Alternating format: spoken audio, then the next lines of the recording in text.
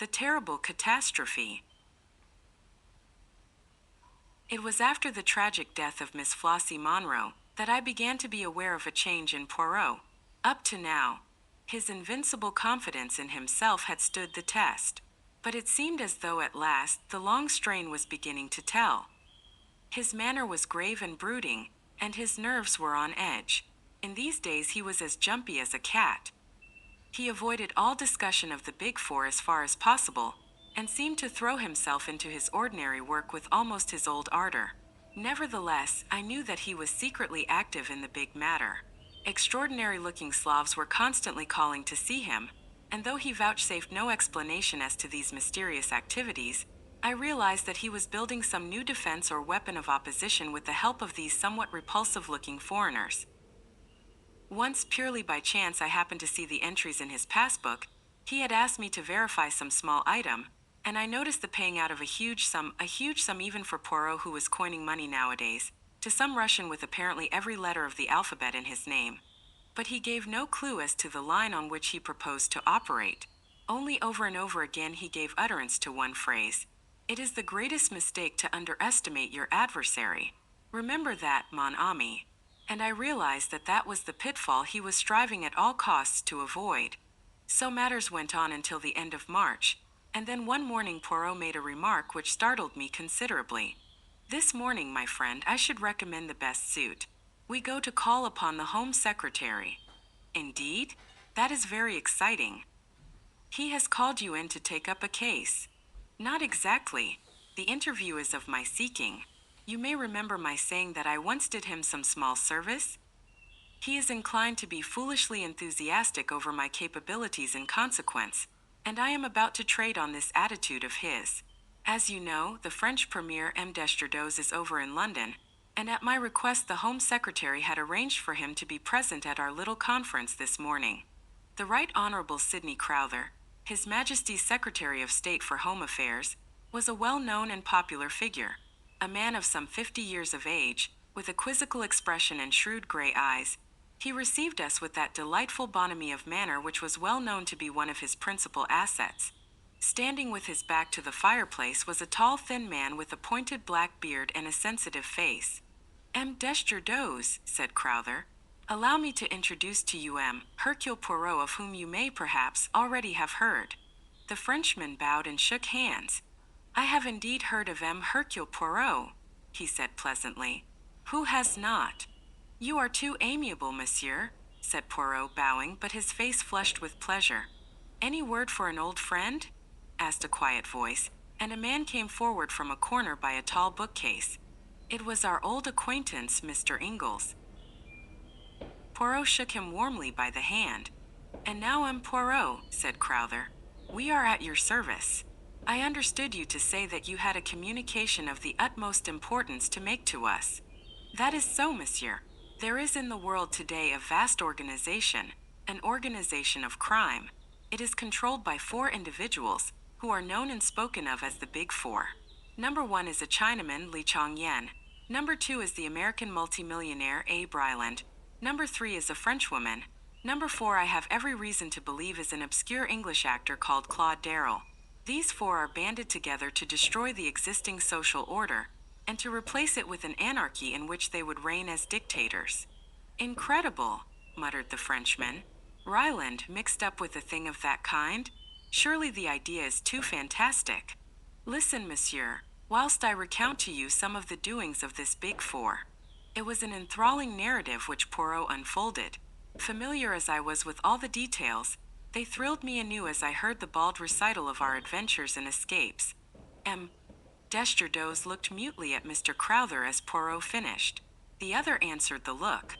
"Yes, M. Desjardins, I think we must admit the existence of a Big Four." Scotland Yard was inclined to jeer at first, but they have been forced to admit that M. Poirot was right in many of his claims. The only question is the extent of its aims. I cannot but feel that M. Poirot exaggerates a little. For answer, Poirot set forth 10 salient points.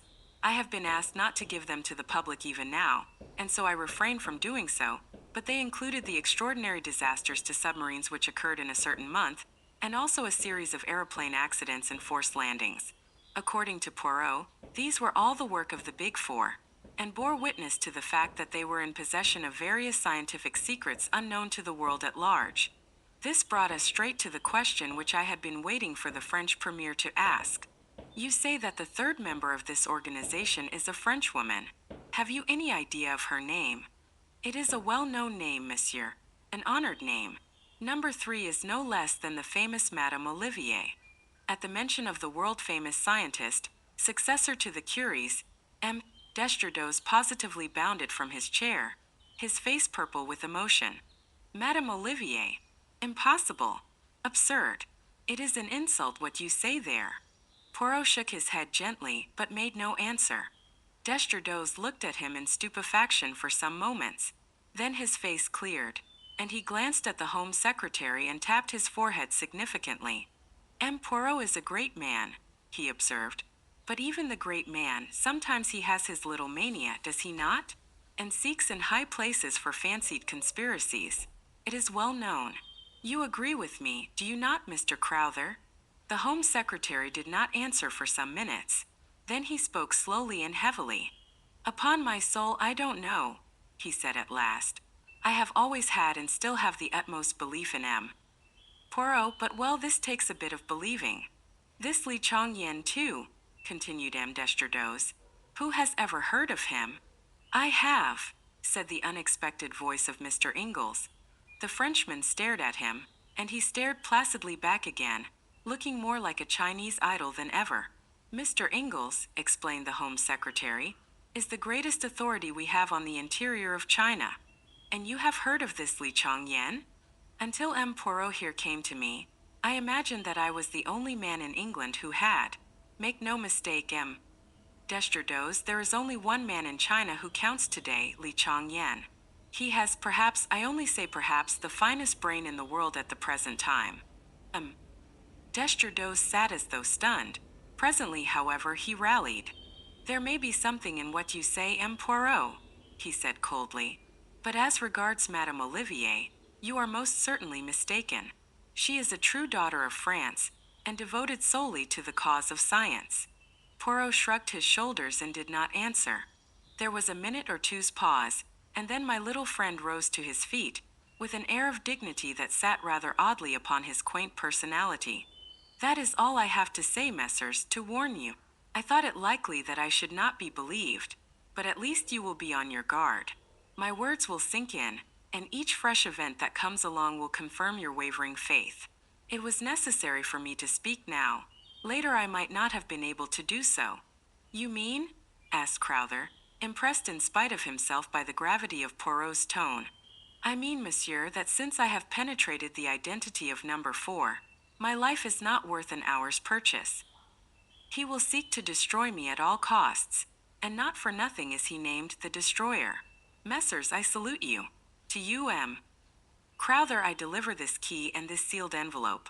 I have got together all my notes on the case, and my ideas as to how best to meet the menace that any day may break upon the world, and have placed them in a certain safe deposit. In the event of my death, M. Crowther, I authorize you to take charge of those papers and make what use you can of them. And now, messrs, I wish you good day. Desjardins merely bowed coldly, but Crowther sprang up and held out his hand. You have converted me, M. Poirot. Fantastic as the whole thing seems, I believe utterly in the truth of what you have told us. Ingalls left at the same time as we did. I am not disappointed with the interview, said Poirot as we walked along. I did not expect to convince Desjardins, but I have at least ensured that, if I die, my knowledge does not die with me, and I have made 1 or 2 converts. Pas si mal. I'm with you, as you know, said Ingalls. By the way, I'm going out to China as soon as I can get off. Is that wise? No, said Ingalls dryly, but it's necessary. One must do what one can. Ah, you are a brave man, cried Poirot with emotion. If we were not in the street, I would embrace you. I fancied that Ingalls looked rather relieved. I don't suppose that I shall be in any more danger in China than you are in London, he growled. That is possibly true enough, admitted Poirot. I hope that they will not succeed in massacring Hastings also, that is all. That would annoy me greatly. I interrupted this cheerful conversation to remark that I had no intention of letting myself be massacred, and shortly afterwards Ingalls parted from us. For some time we went along in silence, which Poirot at length broke by uttering a totally unexpected remark. I really think, that I shall have to bring my brother into this." "Your brother?" I cried, astonished. "I never knew you had a brother. You surprise me, Hastings. Do you not know that all celebrated detectives have brothers who would be even more celebrated than they are were it not for constitutional indolence?" Poirot employs a peculiar manner sometimes which makes it well nigh impossible to know whether he is jesting or in earnest. That manner was very evident at the moment. "What is your brother's name?" I asked, trying to adjust myself to this new idea. "Achille Poirot," replied Poirot gravely. "He lives near Spa in Belgium." "What does he do?" I asked with some curiosity, putting aside a half-formed wonder as to the character and disposition of the late Madame Poirot, and her classical taste in Christian names. "He does nothing. He is, as I tell, of a singularly indolent disposition, but his abilities are hardly less than my own, which is saying a great deal. Is he like you to look at?" "Not unlike, but not nearly so handsome, and he wears no mustaches." "Is he older than you or younger?" "He happens to have been born on the same day." "A twin," I cried. "Exactly, Hastings. You jump to the right conclusion with unfailing accuracy. But here we are at home again. Let us at once get to work on that little affair of the Duchess's necklace." But the Duchess's necklace was doomed to wait a while. A case of quite another description was waiting for us. Our landlady, Mrs. Pearson, at once informed us that a hospital nurse had called and was waiting to see Poirot. We found her sitting in the big armchair facing the window, a pleasant-faced woman of middle age, in a dark blue uniform. She was a little reluctant to come to the point, but Poirot soon put her at her ease, and she embarked upon her story. "You see, Poirot, I've never come across anything of the kind before. I was sent for from the Lark Sisterhood to go down to a case in Hertfordshire. An old gentleman, it is Mr. Templeton. Quite a pleasant house and quite pleasant people. The wife, Mrs. Templeton, is much younger than her husband, and he has a son by his first marriage who lives there. I don't know that the young man and the stepmother always get on together. He's not quite what you'd call normal, not wanting exactly, but decidedly dull in the intellect. Well, this illness of Mr. Templeton seemed to me from the first to be very mysterious. At times there seemed really nothing the matter with him, and then he suddenly has one of these gastric attacks with pain and vomiting. But the doctor seemed quite satisfied, and it wasn't for me to say anything, but I couldn't help thinking about it. And then—" She paused and became rather red. "Something happened which aroused your suspicions?" suggested Poirot. "Yes." But she still seemed to find it difficult to go on. "I found the servants were passing remarks too." "About Mr. Templeton's illness?" "Oh no. About this other thing." "Mrs. Templeton?" "Yes." "Mrs. Templeton and the doctor, perhaps?" Poirot had an uncanny flair in these things. The nurse threw him a grateful glance and went on. "They were passing remarks. And then one day I happened to see them together myself, in the garden. It was left at that. Our client was in such an agony of outraged propriety that no one could feel it necessary to ask exactly what she had seen in the garden. She had evidently seen quite enough to make up her own mind on the situation. The attacks got worse and worse. Dr. Treves said it was all perfectly natural and to be expected, and that Mr. Templeton could not possibly live long, but I've never seen anything like it before myself, not in all my long experience of nursing. It seemed to me much more like some form of—" She paused, hesitating. "Arsenical poisoning," said Poirot helpfully. She nodded. "And then too the patient, said something queer. 'They'll do for me, the four of them. They'll do for me yet.'" "Eh," said Poirot quickly. "Those were his very words, Poirot. He was in great pain at the time, of course, and hardly knew what he was saying." "They'll do for me, the four of them," repeated Poirot thoughtfully. "What did he mean by the four of them, do you think?" "That I can't say, Poirot. I thought perhaps he meant his wife and son, and the doctor, and perhaps Miss Clark, Mrs. Templeton's companion. That would make four, wouldn't it?" He might think they were all in league against him. Quite so, said Poirot in a preoccupied voice. What about food? Could you take no precautions about that? I'm always doing what I can. But of course, sometimes Mrs. Templeton insists on bringing him his food herself, and then there are the times when I am off duty. Exactly. And you are not sure enough of your ground to go to the police. The nurse's face showed her horror at the mere idea. What I have done, M. Poirot, is this. Mr. Templeton had a very bad attack after partaking of a bowl of soup. I took a little from the bottom of the bowl afterwards, and have brought it up with me. I have been spared for the day to visit a sick mother, as Mr. Templeton was well enough to be left. She drew out a little bottle of dark fluid and handed it to Poirot. Excellent, mademoiselle. We will have this analyzed immediately. If you will return here in, say, an hour's time, I think that we shall be able to dispose of your suspicions one way or another. First extracting from our visitor her name and qualifications, he ushered her out. Then he wrote a note and sent it off together with the bottle of soup. Whilst we waited to hear the result, Poirot amused himself by verifying the nurse's credentials, somewhat to my surprise. No, my friend, he declared. I do well to be careful. Do not forget the Big Four are on our track. However, he soon elicited the information that a nurse of the name of Mabel Palmer was a member of the Lark Institute and had been sent to the case in question. So far, so good, he said with a twinkle. And now here comes Nurse Palmer back again, and here also is our analyst's report. Both the nurse and I waited anxiously whilst Poirot read the analyst's report. Is there arsenic in it? She asked breathlessly. Poirot shook his head, refolding the paper. No. We were both immeasurably surprised. There is no arsenic in it, continued Poirot, but there is antimony. And that being the case, we will start immediately for Hertfordshire. Pray heaven that we are not too late. It was decided that the simplest plan was for Poirot to represent himself truly as a detective, but that the ostensible reason of his visit should be to question Mrs. Templeton about a servant formerly in her employment whose name he obtained from Nurse Palmer, and who he could represent as being concerned in a jewel robbery. It was late when we arrived at Elmstead, as the house was called. We had allowed Nurse Palmer to precede us by about 20 minutes, so that there should be no question of our all arriving together. Mrs. Templeton, a tall, dark woman, with sinuous movements and uneasy eyes, received us. I noticed that as Poirot announced his profession, she drew in her breath with a sudden hiss, as though badly startled, but she answered his question about the maidservant readily enough.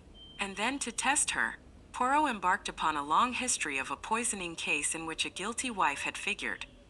His eyes never left her face as he talked, and try as she would, she could hardly conceal her rising agitation. Suddenly, with an incoherent word of excuse, she hurried from the room. We were not long left alone. A squarely built man with a small red mustache and pince-nez came in. Dr. Treves, he introduced himself. Mrs. Templeton asked me to make her excuses to you. She's in a very bad state, you know. Nervous strain. Worry over her husband and all that. I've prescribed bed and bromide. But she hopes you'll stay and take pot luck, and I'm to do host. We've heard of you down here, Poirot, and we mean to make the most of you. Ah, here's Mickey. A shambling young man entered the room. He had a very round face, and foolish-looking eyebrows raised as though in perpetual surprise. He grinned awkwardly as he shook hands. This was clearly the wanting son. Presently we all went in to dinner.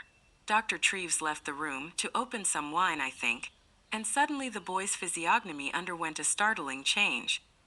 He leant forward, staring at Poirot. You've come about father, he said, nodding his head.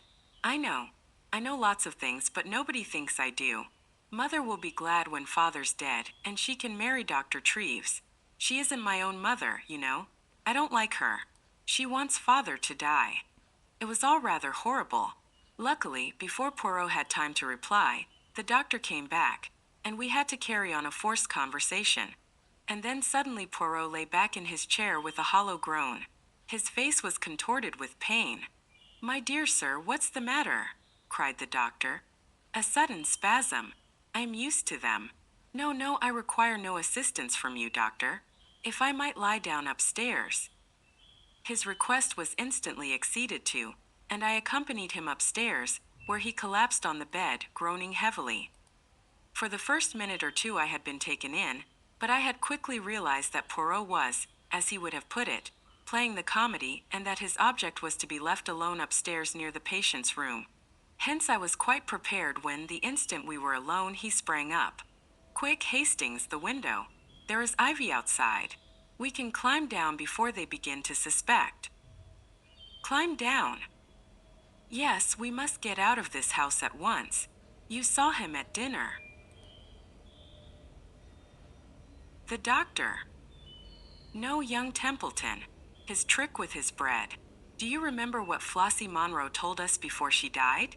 That Claude Darrell had a habit of dabbing his bread on the table to pick up crumbs. Hastings, this is a vast plot, and that vacant-looking young man is our arch-enemy. Number 4. Hurry." I did not wait to argue. Incredible as the whole thing seemed, it was wiser not to delay. We scrambled down the ivy as quietly as we could, and made a beeline for the small town and the railway station. We were just able to catch the last train, the 8.34, which would land us in town about 11 o'clock. "A plot," said Poirot thoughtfully. "How many of them were in it, I wonder? I suspect that the whole Templeton family are just so many agents of the Big Four. Did they simply want to decoy us down there? Or was it more subtle than that? Did they intend to play the comedy down there and keep me interested until they had had time to do what? I wonder now." He remained very thoughtful. Arrived at our lodgings, he restrained me at the door of the sitting room. "Attention, Hastings. I have my suspicions. Let me enter first." He did so, and to my slight amusement, took the precaution to press on the electric switch with an old galoche. Then he went round the room like a strange cat, cautiously, delicately, on the alert for danger. I watched him for some time, remaining obediently where I had been put by the wall. "It's all right, Poirot," I said impatiently. "It seems so, mon ami, it seems so. But let us make sure." "Rot," I said. "I shall light the fire anyway and have a pipe. I've caught you out for once. You had the matches last and you didn't put them back in the holder as usual, the very thing you're always cursing me for doing." I stretched out my hand. I heard Poirot's warning cry, saw him leaping towards me. My hand touched the matchbox. Then a flash of blue flame, an ear-rending crash, and darkness. I came to myself to find the familiar face of our old friend Dr. Ridgway bending over me. An expression of relief passed over his features. "Keep still," he said soothingly. "You're all right. There's been an accident, you know." "Poirot," I murmured. "You're in my digs. Everything's quite all right." A cold fear clutched at my heart. His evasion woke a horrible fear. "Poirot," I reiterated. "What of Poirot?" He saw that I had to know and that further evasions were useless. "By a miracle you escaped." Poirot did not. A cry burst from my lips. "Not dead? Not dead?" Ridgway bowed his head, his features working with emotion. With desperate energy, I pulled myself to a sitting position. "Poirot may be dead," I said weakly, "but his spirit lives on. I will carry on his work. Death to the Big Four." Then I fell back fainting.